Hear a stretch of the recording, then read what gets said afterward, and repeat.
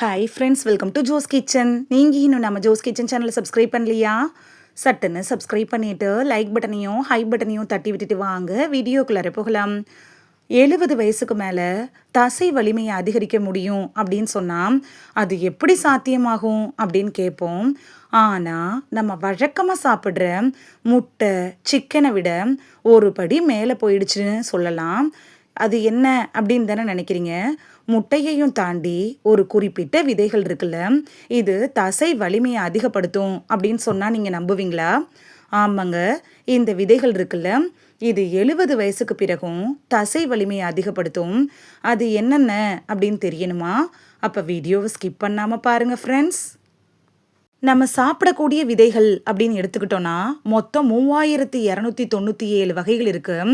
இதில் ஒவ்வொரு விதைக்கும் ஒரு தனி குணமும் தனி சத்தும் இருக்கு அப்படின்னு கூட சொல்லலாம். ஆனால் இங்கே தான் ஒரு ஆச்சரியமான கேள்வி நமக்கு வரும். இந்த 3000கணக்கான விதைகளில் குறிப்பாக 70 வயசுக்கு மேலே இருக்கிறவங்களுக்கு தசை வளர்ச்சியை மேம்படுத்துகிற சக்தி எத்தனை விதைகளுக்கு இருக்குது அப்படிங்கிறது தான். வெறும் 5 விதைகளுக்கு மட்டும்தான் வயசானவர்களோட தசையில் இருக்கும்ல அந்த பலவீனத்தை நீக்கி தசை வலிமையை அதிகரிக்கக்கூடிய ஒரு ஸ்பெஷலான பவர் இருக்கு.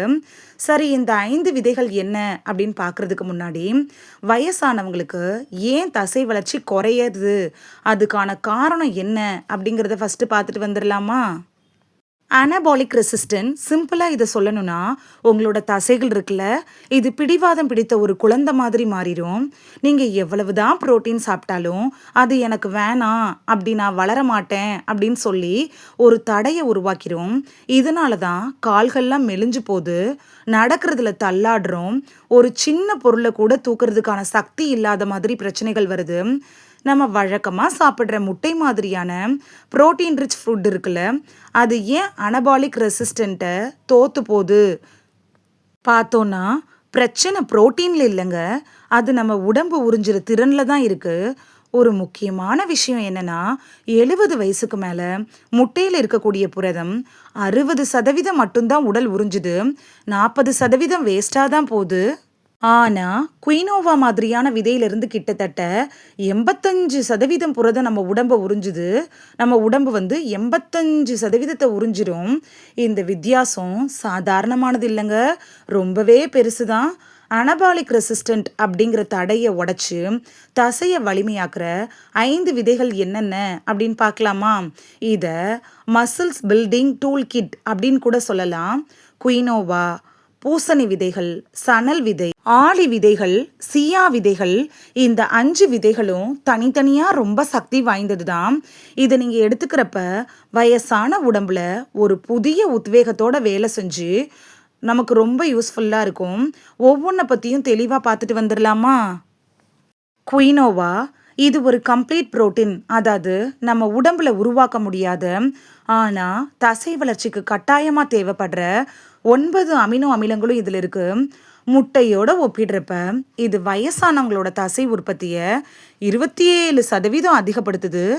இதில் இருக்கக்கூடிய இயற்கை சேர்மம் இருக்குல்ல, அது எந்த பக்க விளைவும் இல்லாமல் தசை வளர்ச்சியை தூண்டுது.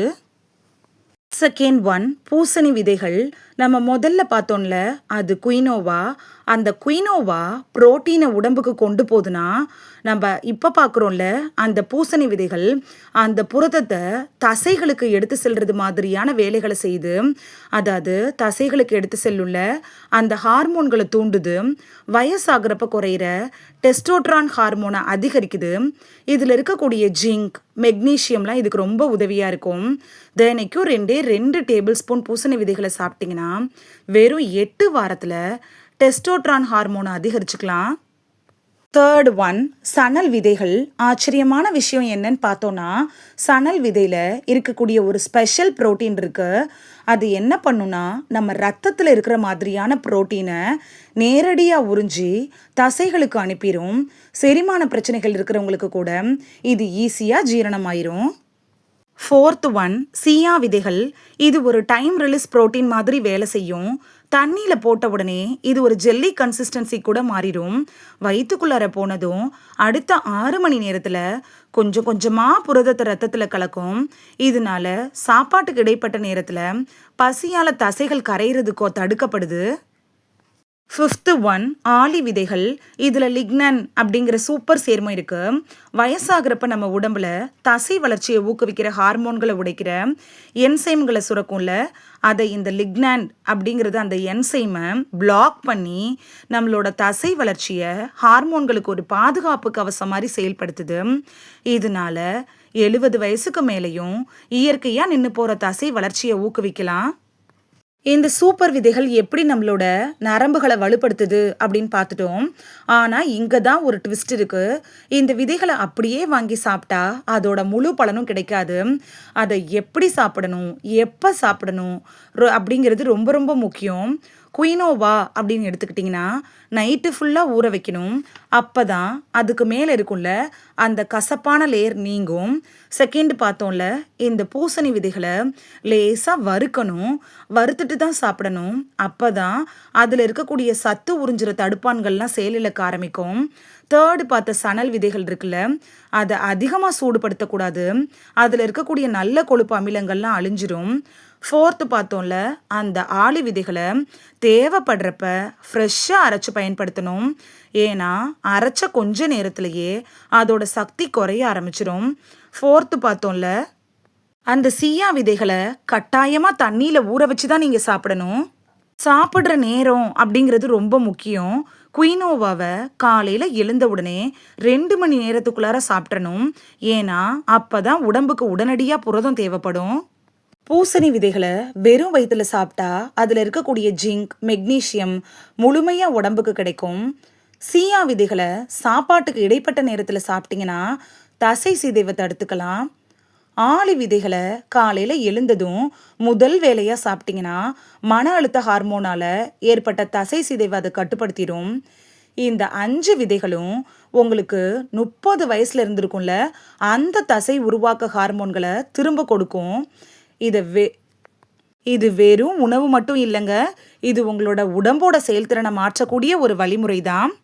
இந்த வீடியோவில் 60 வயசுக்கு மேலேயும் தசை வலிமையை அதிகரிக்கக்கூடிய முட்டையை விட 100 மடங்கு சக்தி வாய்ந்த 5 விதைகள் என்னென்ன அப்படின்னு தான் பார்த்தோம். இதை எப்போ சாப்பிடணும், எப்படி சாப்பிடணும் அப்படிங்கிறத பற்றின தெளிவான விளக்கமும் பார்த்துருக்கோம். இது உங்களுக்கு ரொம்ப யூஸ்ஃபுல்லாக இருந்திருக்கும் அப்படின்னு நம்புகிறேன். இந்த வீடியோ உங்களுக்கு பிடிச்சிருந்துச்சுன்னா லைக் பட்டனையும் ஹை பட்டனையும் தட்டி விடுங்க. இது உங்கள் ஃப்ரெண்ட்ஸுக்கு பயன்படணும் அப்படின்னு நினச்சிங்கன்னா ஷேர் பண்ணி விடுங்க. நிறைய பேர் சப்ஸ்கிரைப் பண்ணாமல் பார்க்குறீங்க ஃப்ரெண்ட்ஸ். நீங்களும் சப்ஸ்கிரைப் பண்ணிட்டு பார்த்தா நமக்கு பவர் கிடைக்கும். நீங்கள் சப்ஸ்கிரைப் பண்ணிட்டு பார்க்குறது இது மாதிரியான வீடியோக்கள் தொடர்ந்து போடுறதுக்கு எங்களை மோட்டிவேட் செய்கிற விதமாக அமையும் ஃப்ரெண்ட்ஸ். சப்ஸ்கிரைப் பண்ணுறதோடு மட்டும் இல்லாமல் பக்கத்தில் இருக்க பெல் ஐக்கானை கிளிக் பண்ணி ஆளுங்கிற ஆப்ஷனை கிளிக் பண்ணி வச்சிட்டிங்கன்னா நாங்கள் வீடியோ போட்ட உடனே நோட்டிஃபிகேஷன் உங்கள் செல்ஃபோனை வந்தடையும். நாளைக்கு வேறொரு ஆரோக்கியமான பதிவில் சந்திக்கலாம். தேங்க்யூ, பாய்.